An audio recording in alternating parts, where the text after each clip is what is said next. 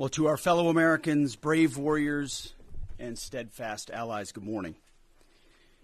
You know, as someone who led troops, led soldiers in the streets of Baghdad and Samarra, Iraq, and who trained counterinsurgents in Kabul, Afghanistan, and who still carries the weight of brothers lost to Iranian terrorist proxies, many backed by the same Iranian regime we're confronting now. This fight, Operation Epic Fury, it hits home. Our generation understands this fight. For 47 years, these barbaric savages in the Iranian regime have murdered our brothers in arms, my guys, your guys, our guys, through their terrorist proxies and cowardly attacks. Now they race toward a nuclear bomb to hold the world hostage. The Iranians have targeted and killed thousands of my American brothers. That race to a nuclear bomb, President Trump will never allow it. Not now, not ever, not on our watch. The mullahs are desperate and scrambling. Like the terrorist cowards they are, they fire missiles from schools and hospitals, deliberately targeting innocents, because they know their military is being systematically degraded and annihilated. Iran's neighbors, and in some cases former allies in the Gulf, they've abandoned them. And their proxies, Hezbollah, the Houthis, and Hamas, either broken, ineffective, or on the sidelines. Iran stands alone, and they are badly losing.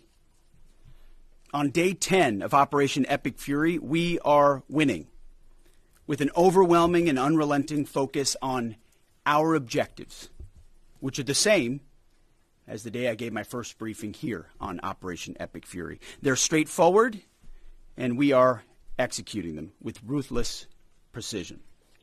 One, destroy their missile stockpiles, their missile launchers, and their defense industrial base. Missiles and their ability to make them.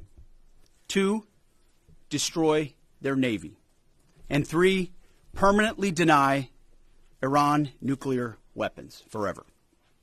It's a laser-focused, maximum authority mission delivered with overwhelming and unrelenting precision. No hesitation, no half measures. As President Trump declared yesterday, we're crushing the enemy in an overwhelming display of technical skill and military force.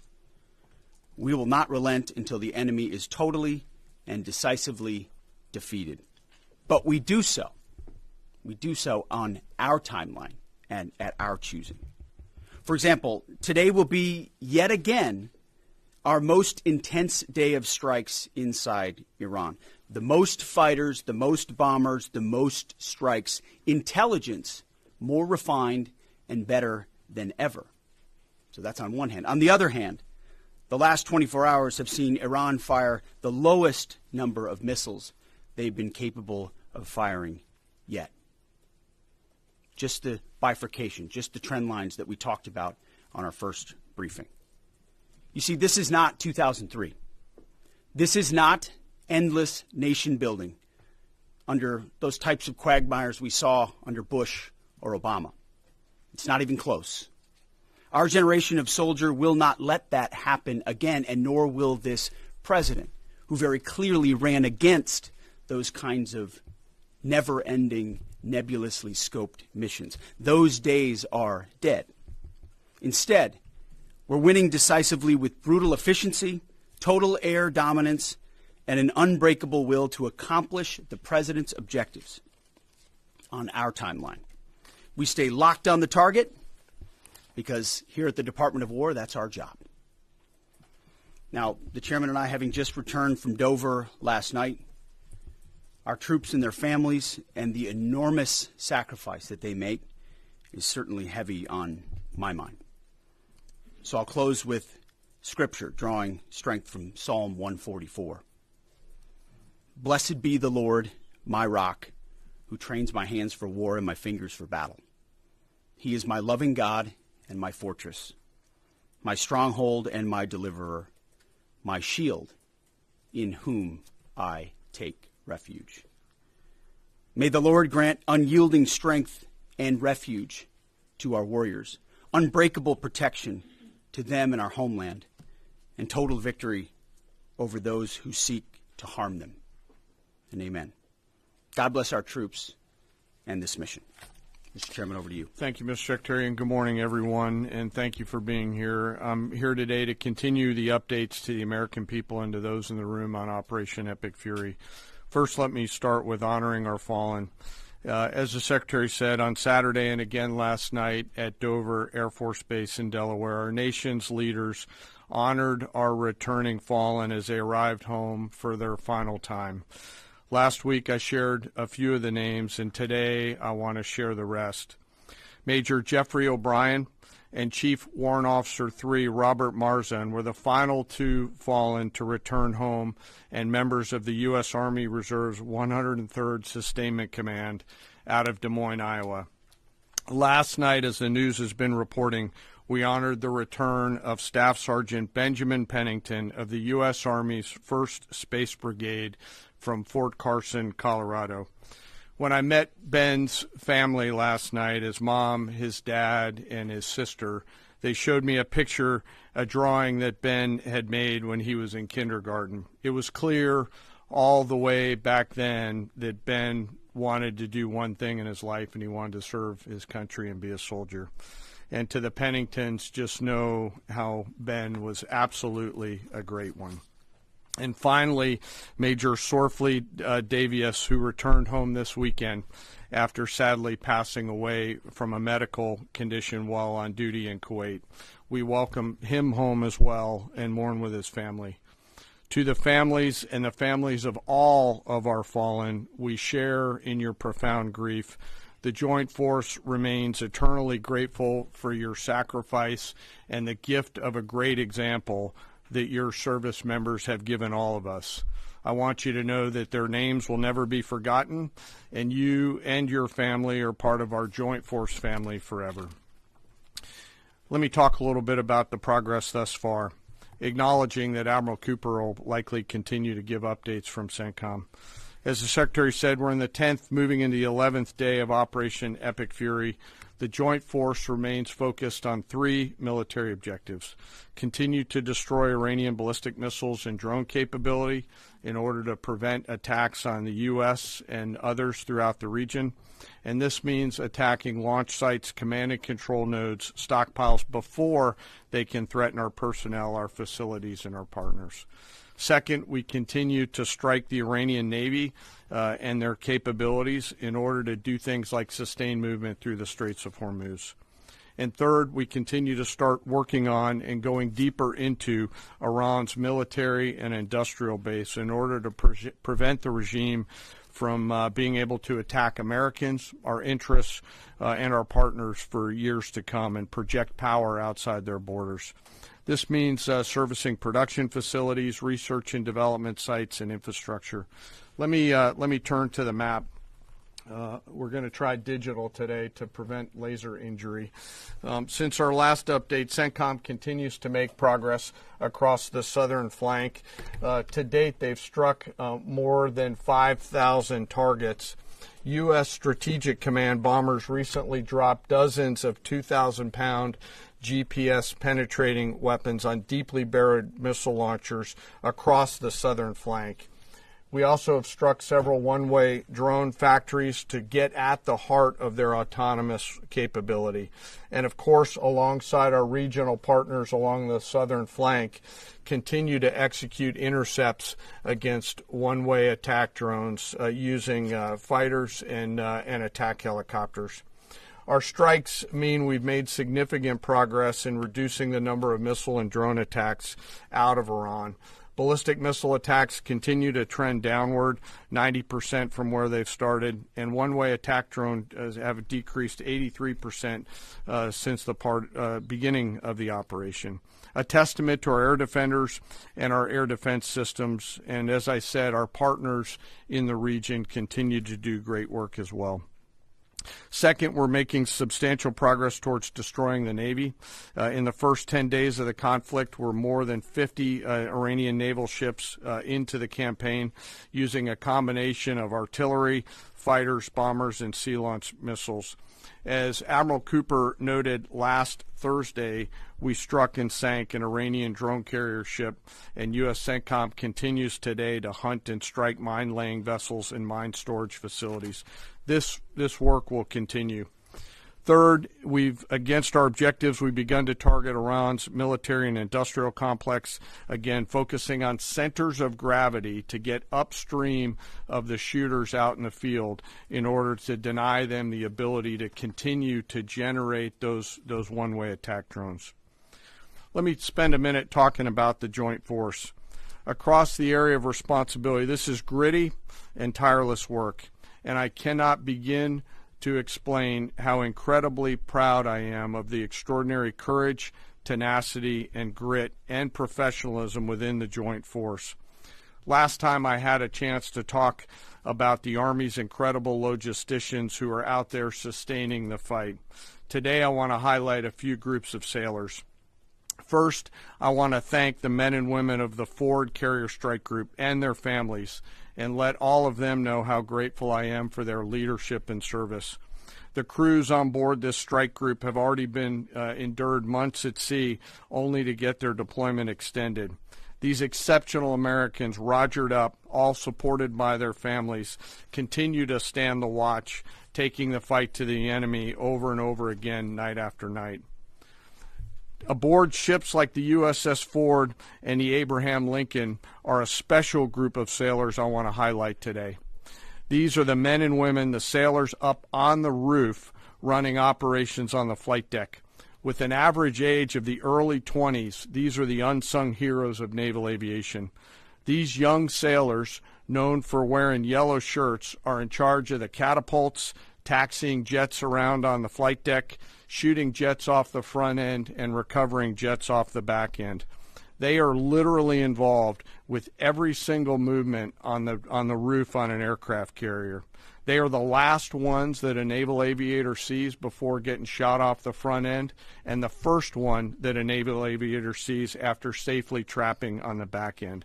And just for a minute, imagine you're standing on that aircraft carrier flight deck. There's 30 knots of wind in your face. The deck is slippery, covered in grease. It's noisy. There are propellers spinning. There's jet blast everywhere. Helicopters are running.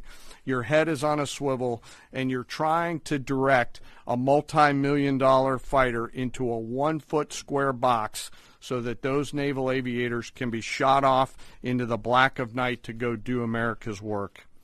Those jets are fully loaded with missiles and bombs, and they are a world-class team combined with the naval aviation and the aviators in those jets. This beautiful symphony of American spirit is the definition of perfectly organized chaos, and these crews do it every single time the carrier is at work. Oh, by the way, in the middle of the night and oftentimes in the pouring rain. These are dedicated young people who take the road less traveled to serve their great nation, doing the deeds that we need them to do. America's enlisted force is the pride of every nation's military, certainly ours, and the envy of every other one as well. Each and every one of them out there across the Joint Force are extraordinary, and in particular today I want to highlight the yellow shirts. Ladies and gentlemen, our work continues. It'll continue to be difficult. I ask every American to keep our deployed force and their families in our thoughts. Combat deployments can be tough on the force and the families, and it's important that we continue to remember that. I remain deeply humbled by the 2.8 million members of the Joint Force, and I'll end where I started, and that's remembering our fallen and their families whose sacrifice will be felt forever. And with that, I'll take some questions with the Secretary. A beautiful symphony of American spirit. Well said, Mr. Chairman. Thanks, sir. And I will just note that no other country in the world is capable of executing what the chairman just described, day after day, night after night, unrelenting. Well said. Thank you. Yes, sir. Alexandra Ingersoll, One America News. You talked, Mr. Secretary, you talked at the conference in Florida on Thursday that there was a 90% missile capabilities degradation and 83% drone degradation, and I know the chairman just repeated those numbers. We've seen the most amount of fighting these past 5 days. Is there any update to those percentages? And also, are you able to give any quantification of degradation to the enemy's nuclear capabilities yet? What those numbers represent is a persistent low ability to respond, which is what we're looking for, right? It's if the enemy can simply wait and then project power, that's problematic. And we've seen some spurts here or there, but ultimately the trend lines, if you look at the charts that we look at every day, have gone like this down to a flat. It doesn't mean they won't be able to project. It doesn't mean our air defenders still don't have to defend. They do, but that is strong evidence of degradation, along with the battle damage assessment that the Joint Staff does, which takes time. You've got to look at imagery and recognize whether something's been simply degraded or it's been destroyed, or whether an underground facility has been collapsed or completely obliterated. So there's differences in how you evaluate that, but the numbers staying that low is a demonstration of the efficacy for sure. Yeah, Ryan. Thanks, Mr. Secretary. There's been reports that the new leader of Iran has been wounded. Do you know if this is true and what his condition is? And then another one, President Trump said he had a really good call with President Putin yesterday. Will Russia be aiding us in this conflict, and can you share anything on that?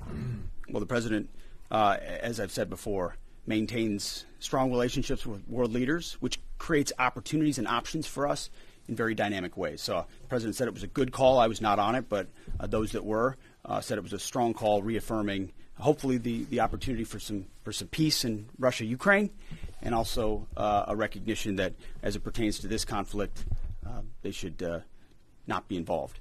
The first question was on the new leader of Iran. There's reports that he's been wounded. Oh, the new leader of Iran.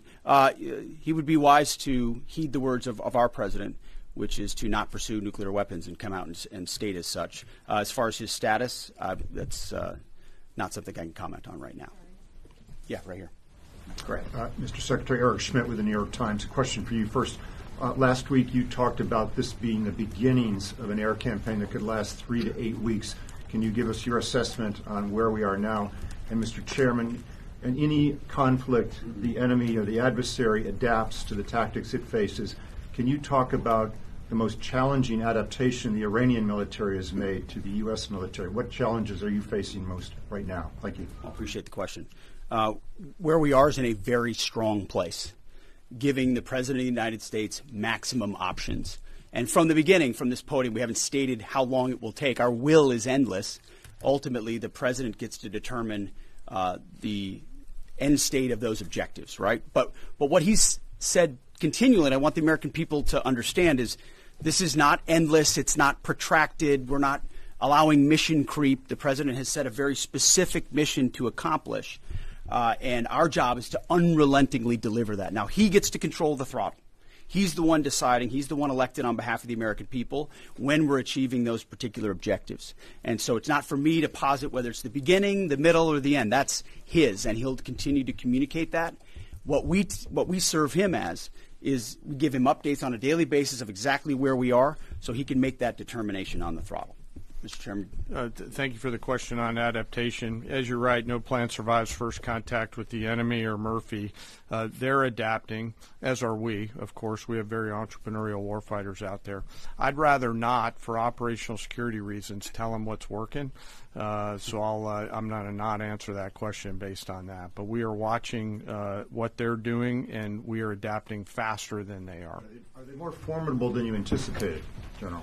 I think they're fighting, and I respect that, but I don't think they're more formidable than what we thought. Secretary Eric, thank you.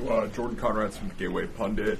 Axios reported, citing U.S. and Israeli sources, that the U.S. was not happy with strikes on 30 fuel depots in Iran.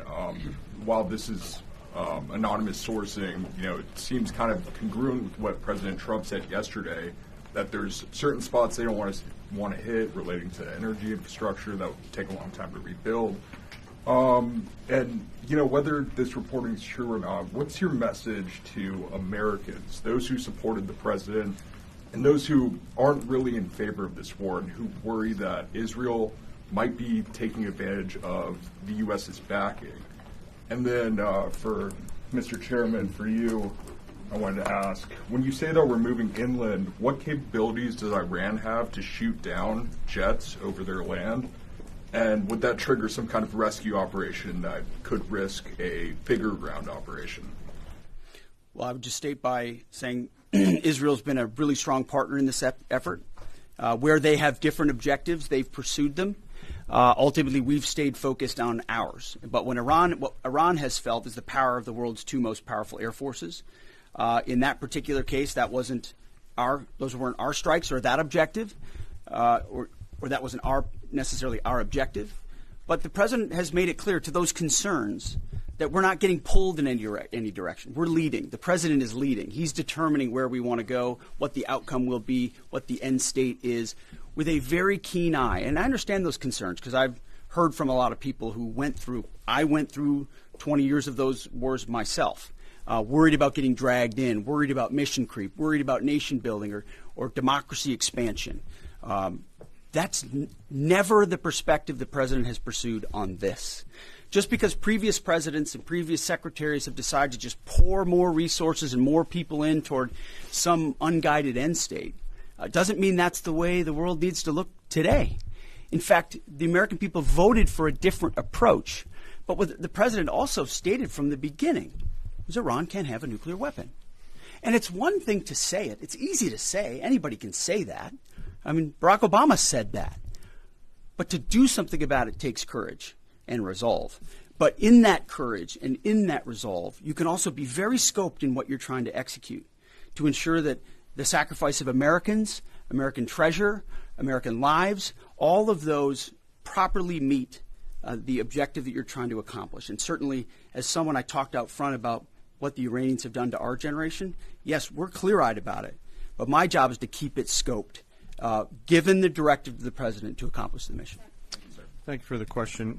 Most of their higher-end surface-to-air missile systems are not factors at this point in time. We're able to move around fighters that are moving deeper with relative impunity. Always some risk out there. I don't want to say that there isn't, and we'll always maintain and retain capability of doing search and rescue type of things. But I don't want to get into the details. But thank you for the question. Shelley.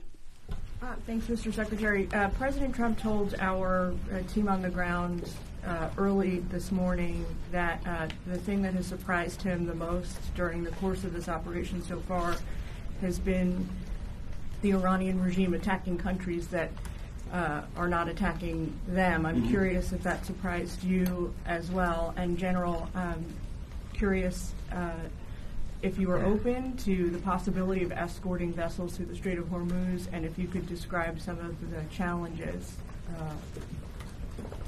of doing so. Big mistake by the Iranian regime to start targeting its neighbors right away, exposing who they are and what they're all about, indiscriminate targeting, flailing recklessly at the beginning. I can't say that we anticipated necessarily that's exactly how they would react, but we knew it was a possibility. And I think it was a demonstration of the desperation of that regime then and that regime now, that they still think their pathway out is to try to alienate their Arab partners even more, who've instead decided to come to us and have been willing to go on the offense, have been giving us access, spacing, and overflight in a new partnership that will continue to remake the region the way that President Trump did with the Abraham Accords. So you're pushing those countries in our direction to support this effort, further alienating Iran. And I think it's worth underscoring. I see in the media banners that say, war expanding or war spread. It's actually the opposite. It's actually quite contained, and more of those countries are coming on side, recognizing that you can't live under a conventional umbrella with nuclear ambitions with a radical regime like that. Again, properly scoping the objectives in the process. And then you want to talk about the Strait? Sure. On the potential, if tasked to escort, we'll look at the range of options to set the military conditions to be able to do that. And then, like we always do with every potential mission, come to the Secretary and the President with both what are the resources required, what is the command and control required, and what are the risks, and how do we mitigate those risks. So we're looking at a range of options there, and we'll figure out how to solve problems as they come to us. But I would reiterate also to add to what the chairman said, the truth the President posted last night about that, saying if Iran does anything to stop the flow of oil within the Strait of Hormuz, they will be hit by the United States of America 20 times harder than they have been hit thus far. He goes on to say, death, fire, and fury will rain upon them. You've seen the truth and read it. But he takes very seriously the condition of that straits. We have capabilities that no other nation on earth has, and we're certainly working with our energy partners across the administration to control for that. That's part of that scoping of this. The world needs to understand this doesn't have, this isn't intended to be, nor is it something that will expand. We know exactly what we're attempting to achieve here, scoped properly, and the American people can count on that for sure. Thank you so much, Secretary Hegseth. President Trump has long said that he wants to minimize the loss of life in war, which wherever it occurs in whatever country, which so many people obviously appreciate. Can you detail the specific measures the Pentagon is taking to minimize civilian casualties and strikes inside Iran? And secondarily, is the Pentagon prioritizing replenishment of precision-guided munitions, long-range strike weapons, or air defense interceptors? And can you share any details on which systems are being prioritized? Yeah, seeing it from the inside every single day, including this, no nation takes more precautions to ensure there's never targeting of civilians than the United States of America. From the boat strikes in the Caribbean, where every single strike is assessed to this campaign here, no nation in the history of warfare has ever attempted in every way possible to avoid civilian casualties. And frankly, that's a point that just isn't appreciated enough. Where things happen that need to be investigated, we will investigate. To the question shouted in the back, that it's not open source is not the place to determine what did or did not happen. We take things very, very seriously and investigate them thoroughly, which takes time, and which is why it does take time. But ultimately, unlike Iran, who targets civilians indiscriminately, who we've seen in the intel moving rocket launchers into civilian neighborhoods, near schools, near hospitals, to try to prevent our ability to strike. That's how they operate. And then they set, the targeting of drones and missiles toward civilian targets, hospitals, hotels, airports. CENTCOM's been very good about putting that information out. That's how terrorist regimes fight. They target civilians. We do not. And I can tell you this administration and this Pentagon focuses on that very, very closely. Go ahead. Right here. Sir, this morning the Iranian government is saying a lot. They continue to say they're prepared for a long war. If that's the case, what could you tell the American people as far as the steps the Department of War is taking to make sure our troops have the protection and the resources they need as the mission continues? I think there's one thing I can sleep quietly at night knowing is that we're giving every resource humanly possible to our troops on the front lines to ensure they're protected. In fact, as I said in that first press briefing, even before we set the offense, we set the defense. We made sure we had the ability to defend, and then we moved as many Americans off the bases and into other places as possible. So as this progresses, the chairman, or the question was asked of the chairman about how the enemy adapts. Well, of course, we adapt too in real time, and to watch our warriors iterate on air defense and interdiction on drones and missiles and how we get after it. It's incredible how they refine the tactics, bring in new assets to find different ways of getting at emerging technologies. So that is one of the things we're laser focused on every day. Yes, we're going on offense more effectively than any country in human history, but we're also ensuring that in every way possible we're defending the best Americans we have who wear our uniform, no doubt. Let's do one more. Thanks, Secretary Hegseth. The president has indicated that maybe the operation will wrap up sooner than he thought it was going to. What's the plan once the U.S. stops military action? Will the U.S. play a role in the aftermath, or will they leave Iran to sort it out? Ultimately, the aftermath is going to be in America's interests, our interests. We won't live under a nuclear blackmail scenario of conventional missiles that can target our people. which is why the objectives have been scoped from the beginning. Missiles, missile production, a defense industrial base, Navy, all in service of ensuring they don't have nuclear power projection capabilities. That's what matters to President Trump. That's what matters to the American people. And ultimately, that's why we're so laser focused on ensuring those objectives and those objectives alone are met. Thank you. I appreciate it. Thank you. Mr. Secretary, the highly enriched uranium, who's responsible for security?